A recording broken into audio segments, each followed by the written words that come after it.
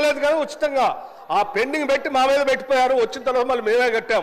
అంటే మీ 10 ఏళ్ళు ఉచితంగా కరెంట్ అని చెప్పిన దాన్ని కూడా మేమే బిల్లులు కడతా ఉన్నాం. అంటే మేము ఇచ్చినట్టే అది కూడా. ఇవాళ కూడా మేము ప్రతి నెల వాళ్ళ డబ్బులు కడతా ఉన్నాం. ఎక్కడ పెండింగ్ ఉంచట్లేదు. అంతేకాదు అధ్యక్ష, రైతులతో పాటు ఉచితంగా 200 యూనిట్లు ఇస్తామని చెప్పి వాళ్ళకు కూడా ప్రతి నెల డబ్బులు కట్టుకుంటూ వెళ్ళిపోతా ఉన్నాం. అధ్యక్ష అదొక్కటే కాదు, ఇండస్ట్రీకి 3000 కోట్లు బకాయిలు పెట్టిపోయారు. బకాయిలు అన్నారు కదా, నేను చెప్తా ఉన్నాను, మీరు ఇండస్ట్రీకి బకాయిలు పెట్టిపోయారు అధ్యక్ష. చివరికి విద్యార్థులు తినేటువంటి రెసిడెన్షియల్ స్కూల్స్ లో ఉన్న హాస్టల్ బిల్స్ కూడా అధ్యక్ష, భోజనాలు పెట్టేదానికి కూడా బకాయిలు పెట్టిపోయారు. డబ్బులు ఇవ్వలేదు. పోనీ ఏమన్నా డబ్బులు పెంచారు, అది భారమైంది ఇవ్వలేకపోయినట్టు అది కాదు అధ్యక్ష. 10 ఏళ్ళు రాష్ట్రంలో అన్ని రకాల ధరలు పెరిగినప్పుడు కూడా కాంట్రాక్టులకి వాళ్ళకి మాత్రం ప్రతి సంవత్సరం లెక్క కట్టి ఆ ఎస్కలేషన్ రేట్లు ఇచ్చారు అధ్యక్ష. కానీ మధ్యాహ్నం పూట పేదవాళ్ళు తినడానికి వచ్చేదాని లెక్కలు మాత్రం ఈ 10 ఏళ్ళు ఎప్పుడు లెక్కలు కట్టలే. ఆ ధరలకు అనుగుణంగా ఛార్జీలు పెంచుకొని వదిలేసి పోతే మీరు ఇచ్చినటువంటి ధరలకి సరైన సరుకులు రాక, ఆ డబ్బులు సరిపోగా, ఆ కాంట్రాక్టర్ ఏదో పెట్టాలి కాబట్టి ఇచ్చిన డబ్బులకు సరిపోయే కూరగాయలు లేక వదిలేసిన కూరగాయల్లో, పనికిరాని కోడిగుడ్లలో లేకపోతే ఆ బియ్యం ఇవి తీసుకొచ్చి వండి పెడితే ఆ దెబ్బకి వాళ్ళ పాప అనారోగ్యానికి గురైన పేద విద్యార్థులు ఇబ్బంది పడుతుంటే మేము ఆలోచన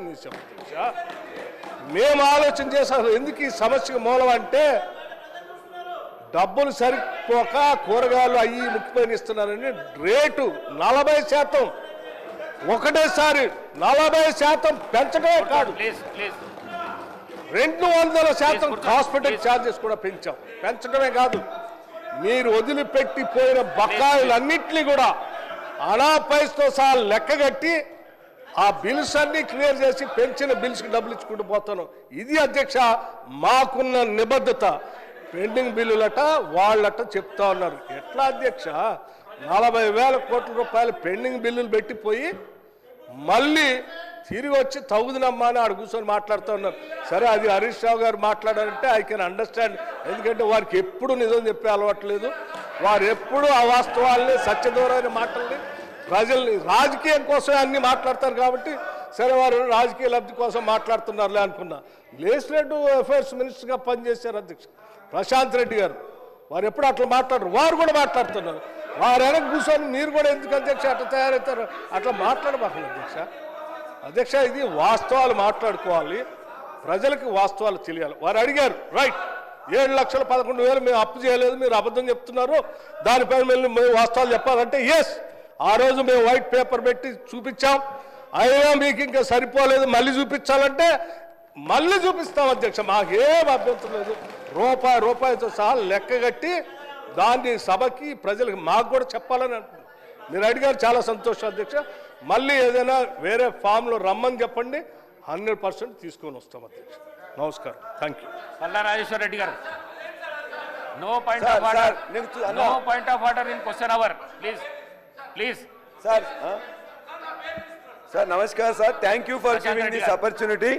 ప్రశాంత్ రెడ్డి గారు sir, point of order sir. Harish Rao గారు, no point of order in question hour, please కూర్చోండి.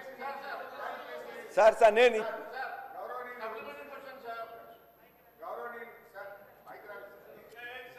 సార్ ఇప్పుడు బట్టి విక్రమార్క గారు అసలు ప్రశ్న ఒకటి, ఆయన మాట్లాడిందంతా ఒకటి సార్. ప్రశ్నకు సమాధానం ఇవ్వమంటే ఇక వడ్లు మేమే కొన్నాం. గతంలో బీఆర్ఎస్ గవర్నమెంట్లో వడ్లు కొనలేదు, మేము పైసలు ఇవ్వలేదా సార్? ఇప్పుడు వారు ఒకటి వ్యవసాయానికి ఉచిత విద్యుత్తుకు బీఆర్ఎస్ హయాంలో డబ్బులు ఇవ్వలేదన్నారు. నేను ఐఎమ్ ఛాలెంజింగ్, 65,000 కోట్ల రూపాయలు ఉచిత విద్యుత్తుకు బీఆర్ఎస్ హయాంలో మేము విద్యుత్ శాఖకు చెల్లించాము. నంబర్ 1.